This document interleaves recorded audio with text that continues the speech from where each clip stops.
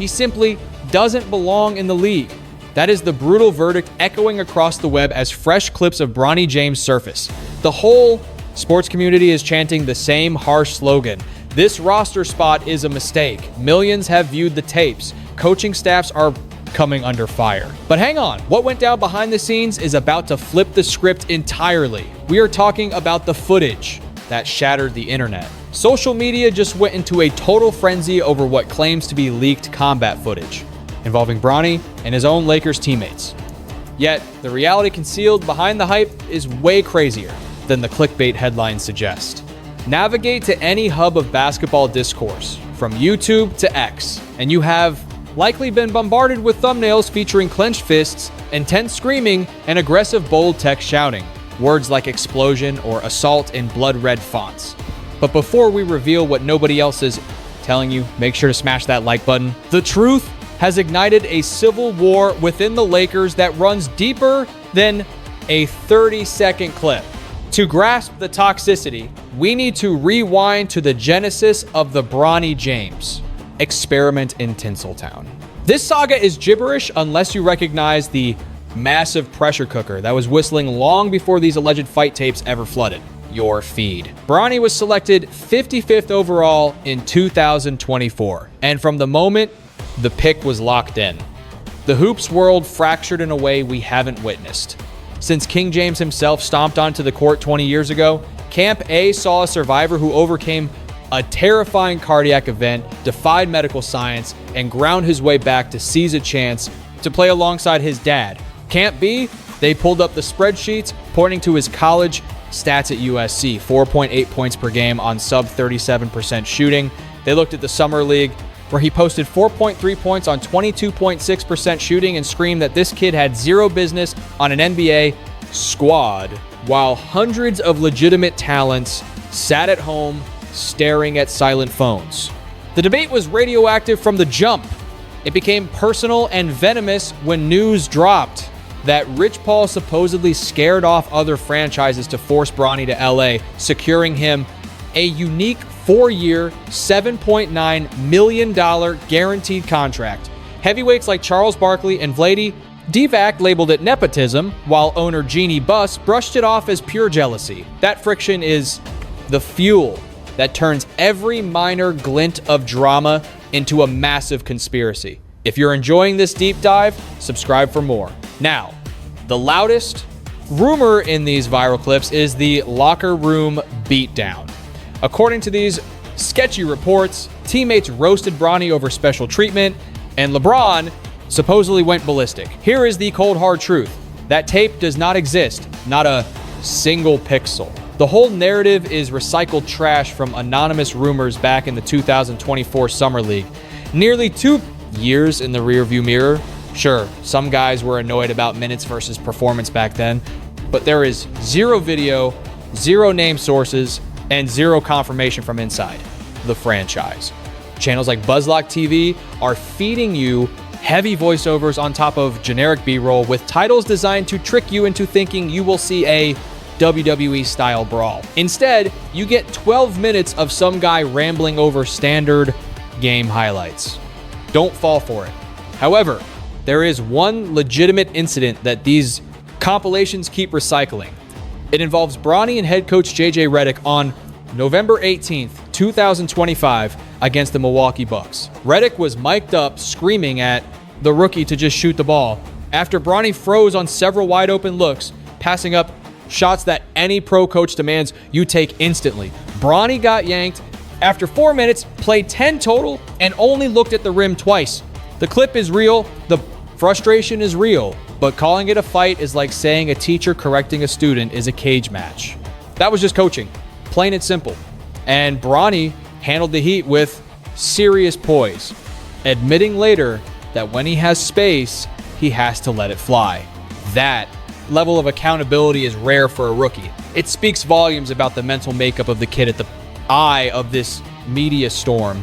Even Stephen A. Smith had to tip his hat to that maturity before he stepped right into the center of the narrative himself. Long before any alleged fight tapes started flooding social media feeds, Smith took to the airwaves and unleashed a monologue that would ultimately trigger one of the most explosive courtside face-offs we have seen all season. He broke down the rookie's performance with brutal efficiency and cold detachment.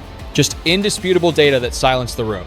We are talking about 13 professional matchups for Bronny James. And folks, the stat sheet reads 0.3 points, 0.3 assists, and 0.4 rebounds. You simply cannot debate those metrics, regardless of where your loyalty lies. But Smith was just getting warmed up because the shooting efficiency, or lack thereof, was even harder to justify. We are looking at 1 for 16 from the field in his career and a staggering 0 for 7 from beyond the arc. Then he posed the question that every genuine hoop head, the ones watching the actual game instead of buying the hype, was already whispering in private. I am not trying to be mean to the kid. I am trying to look out for him. That was the soundbite that broke the internet and spawned endless reaction content. However, the follow-up statement is what most fans missed, or maybe they just chose to ignore it because it didn't fit the story that Smith was just a hater chasing clout off the James family name. If you want the real truth behind the headlines, go ahead and smash that like button right now. He wasn't attacking, he was advocating for protection. He was talking about shielding a prospect from a level of scrutiny his production did not warrant at that specific juncture. And that concept is the golden thread tying all these rumors together, because the actual friction within the Lakers franchise wasn't about thrown punches or locker room scuffles.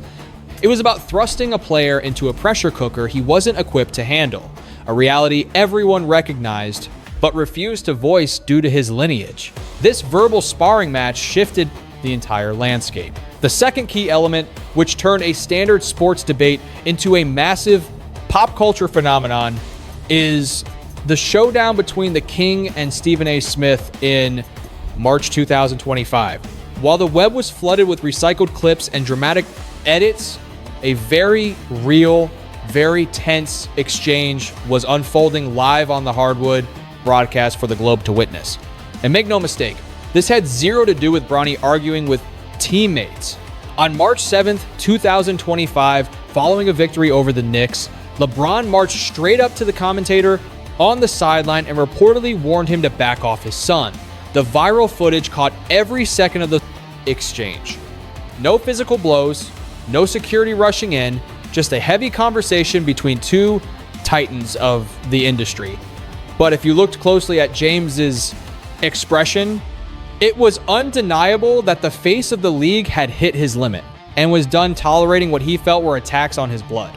By the way, if you love deep dives like this, make sure to subscribe to the channel so you don't miss the next update. The reason James snapped is because Smith had been constructing this argument for weeks. He wasn't just tossing out hot takes for views. He was building a methodical, emotional, and highly compelling case for why the G League was the right move.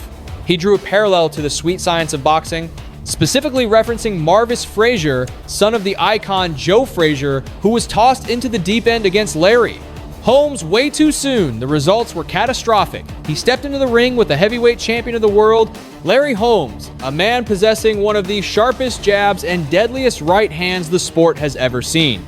That comparison hit home because of the specific anecdote Smith shared about Holmes' mindset during that beatdown. It was a detail that elevated this from a rant to a history lesson. I recall Larry Holmes doing an interview where he said, "There is no kid with 10 fights on his resume beating me." Smith hammered the point home with a visual that made the analogy stick. A moment so powerful, it gave pause to even the most diehard LeBron stans. If you go back and watch, ladies and gentlemen, Larry tagged him with a right and immediately signaled the ref. He hit him and waved the official over to stop the massacre. The subtext was brutal and crystal clear. Holmes knew the kid didn't belong in that arena and was practically pleading with the official to save him before permanent damage was done. Smith was arguing the NBA needs to do the same for Bronny. It was a relentless barrage, week in and week out. The one-man tasked with being his shield, the person holding more influence within that franchise than anyone else, was his own dad. Yet, who ended up taking the public beating for that lack of action? Joe Frazier, the heavyweight legend.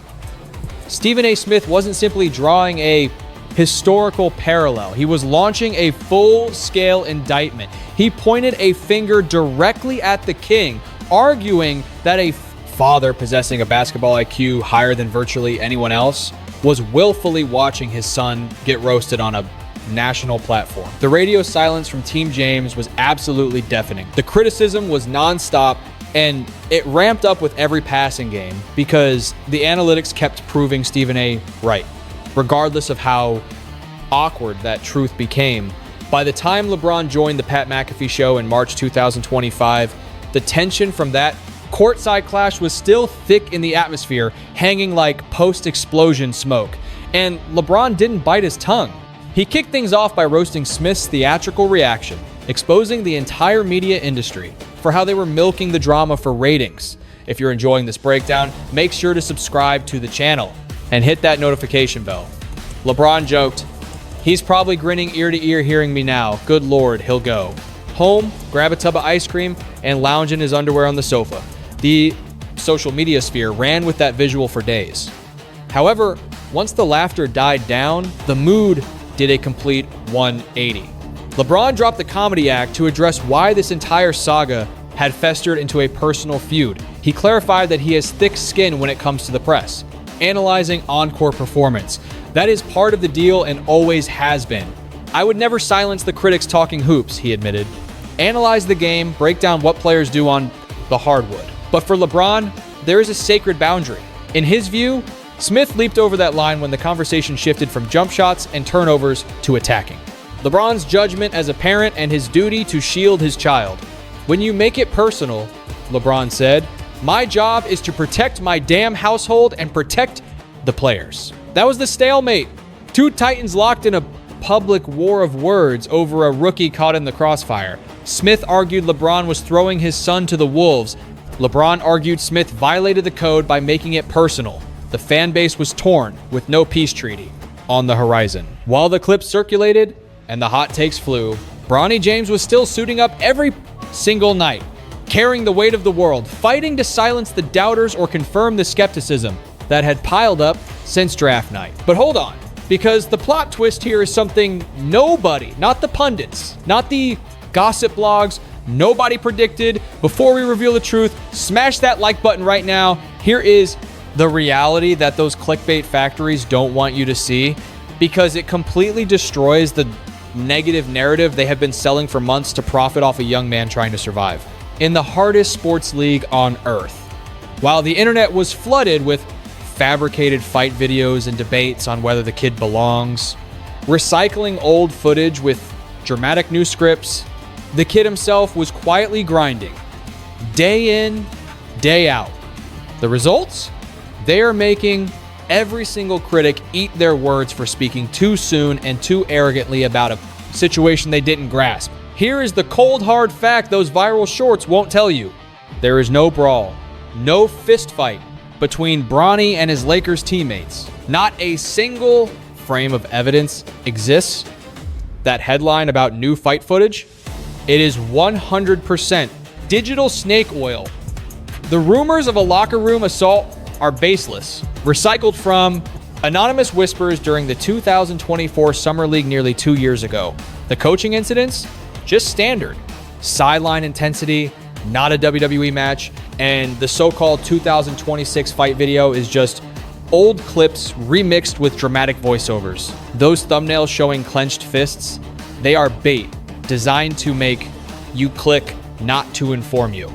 The reality is that all these fight rumors, the locker room drama, and the coaching blowups were constructed on the back of a rookie struggling early on, while bouncing back from cardiac arrest and adapting to the fastest game on the planet.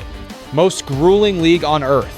But the aftermath of those early struggles contains a story that virtually no one in the clickbait media ecosystem is covering. This might be the most crucial piece of the puzzle, revealing a reality that the drama merchants are desperate to bury.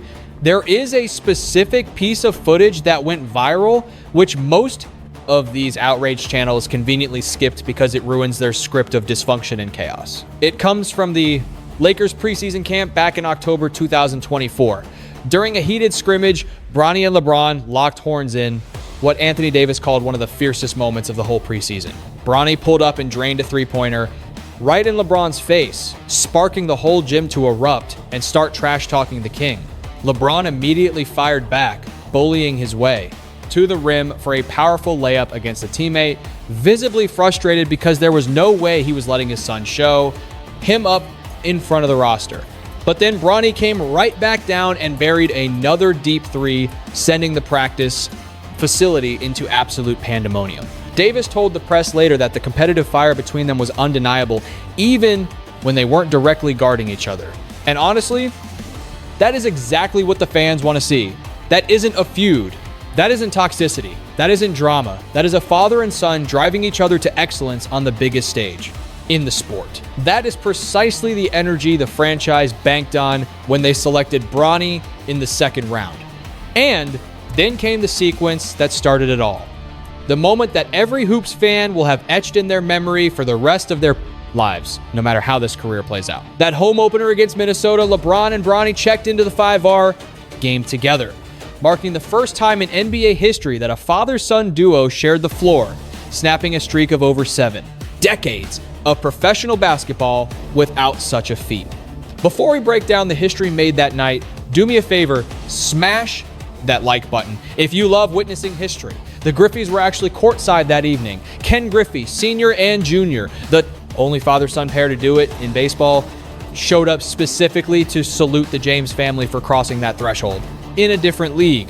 LeBron later opened up about that night on the Pat McAfee show. What he shared went way deeper than any stat sheet, highlight reel, or box score could ever convey regarding what that night meant to him as a dad. He admitted that when they walked onto the hardwood and shared that moment, he wasn't even mentally present. He was floating. His physical body was running plays on the court, but his mind had traveled somewhere else entirely. He was processing 20 years of the NBA grind, the terrifying cardiac arrest that nearly killed his boy, the recovery that shattered medical predictions, the draft night anxiety, and now this once-in-a-lifetime dream unfolding in real time before his family. He said, "Damn, that was an unbelievable moment for me to be able to have that dream, speak it into existence, and see it come to fruition." But then, LeBron dropped the context that totally reframes Bronny's rookie timeline. This is the part that critics like. Stephen A. Smith conveniently ignored while they were busy comparing the kid to a boxer getting pummeled in the ring. LeBron discussed the cardiac arrest with a level of vulnerability that silenced the entire room. He noted that less than a year prior, his son almost died. It came out of nowhere, absolutely out of nowhere. LeBron explained that it was a congenital birth defect, something nobody on earth would have ever detected if Bronny hadn't been pushing his body to the extreme physical limits that elite basketball requires from athletes daily. It was a hidden ticking time bomb that, honestly, if he had never played sports or never started to build that elite strength and speed, might have gone unnoticed. That birth defect meant Bronny's heart was under immense stress every time he redlined his body, and nobody had a clue until it was almost fatal. If you're finding this deep dive insightful, make sure to subscribe to the channel so you don't miss the next update. LeBron then provided a piece of context that the mainstream media virtually ignored, details that completely shift the perspective on Bronny's development curve. A close friend of LeBron's, who also survived a cardiac arrest, told him something that puts this whole comeback into a different light. The friend admitted, "Man, I'm going to be honest. It took me about 2.5 years just to finally get back to feeling normal." That friend was 23 years old when it happened. Bronny was only 19 when his heart stopped during that practice at USC. And despite the fact that medical experts said full recovery could take years, less than 2 years later, Bronny wasn't just back to playing pickup games. He was competing in the NBA and the G League simultaneously, showing tangible, measurable growth with every single week. While the critics were loud, that quiet resilience was playing out in the background. Bronny isn't just surviving, he's leveling up. Bronny James was quietly grinding in the lab, leveling up his game way beyond what those early stat sheets suggested. By March 2025, the rookie who struggled to average 0.3 points was suddenly exploding for 39 in the G League and looking like a seasoned pro on the NBA floor. He dropped a solid 12.6 assist gem against the Spurs, proving he had leveled up in every single category. This wasn't just a flash in the pan, it was a statement. His evolution was obvious to the diehards, but it also shut down the haters who said he was finished. Even LeBron stepped in to set the record straight, dropping a quote that silenced the entire press room. He expressed massive pride in how far his son has climbed since being drafted back in June 2025. And hey, before we get to the viral drama, hit that like button and subscribe if you're rooting for Bronny. When you peel back the layers and analyze the nuance, that aggressive footage isn't trouble, it is actually proof of his evolution and competitive fire. Sure, back in December of 2025, Bronny got into a heated jawing match with a South Bay Lakers coach and stormed off the court. But he didn't quit. He returned to the floor, racking up 10 points, 5 boards, and an assist. Was it a flawless performance? No. But the grit he showed by coming back after that moment of frustration, that shows heart. He finished strong and competed until the final buzzer, which tells you a lot about the mental fortitude of a kid living under a microscope. Then, fast forward to February 10th, 2026. With LeBron sidelined by foot trouble against San Antonio, we witnessed a symbolic passing of the torch that showed exactly where Bronny's head is at. He's miles away from those rookie jitters. Bronny actually took over LeBron's spot in the pre-game hype circle, leading the ball toss ritual his dad created to get the squad fired up. The video blew up on Sportskeeda's Instagram, asking fans if he was ready to fill those massive shoes. Make sure you subscribe to the channel for more updates like this. Now, the comment section was a war zone as usual, but the visual spoke louder than any internet troll. This wasn't a terrified kid hiding in the corner. This was a young athlete embracing his heritage, literally stepping into his father's role with swagger in front of 20,000 screaming fans. Even tough critics like Coach Nick from B-Ball Breakdown, who breaks down film with brutal honesty, had to admit the situation is complex. He went on air and said what a lot of analysts were too scared to voice, cutting straight to the core of the nepotism debate that has followed. Bronny, since draft night, he kept it real, suggesting that without LeBron's influence, Bronny might not be in the league, claiming he wasn't ready. That is a tough pill to swallow. But here is the kicker. Those hot takes were based on old data. They didn't account for the massive work put in behind the scenes. What Bronny has achieved since then changes everything. The 39-point outbursts, the valuable NBA minutes, and the swagger he plays with now, it paints a completely different picture than the one the critics drew up early on. LeBron knows this better than anyone. When reporters asked him about Bronny's rise, he didn't bore them with advanced analytics. He spoke about something you can't teach. He talked about pure mentality and drive. He highlighted that in less than 2 years, Bronny has transformed his game through sheer determination and a refusal to settle. That competitive spirit was undeniable after his career-best G League performance. LeBron told Pat McAfee a story that perfectly sums up Bronny's mindset. After scoring 39 points, Bronny wasn't celebrating. He was actually ticked off. He told his dad, "I should have had a 40-piece. I missed that technical free throw." That right there, that is not a kid scared of the moment. That is not a player crumbling under the weight of the name on his jersey. That is a stone-cold competitor who is mad about leaving one single point on the court after dropping nearly 40 on pros. And that hunger, that obsession with being perfect, is exactly why LeBron has such unshakable faith in him. Court, but we have said it all along. Bronny's career is going to thrive regardless of what some desperate clickbait channel or anonymous troll has to say. If you want the real scoop, go ahead and hit that subscribe button. Now, the next time a thumbnail screams about new fight footage with Bronny's face slapped on it, remember the facts. That supposed locker room assault story is a myth. There is zero footage, and it is built on nameless rumors from nearly 2 years ago. That is a wrap for today. But do not go anywhere because we have got way more NBA heat loaded up for you. Smash that like button, click the video on your screen right now, and keep it locked in.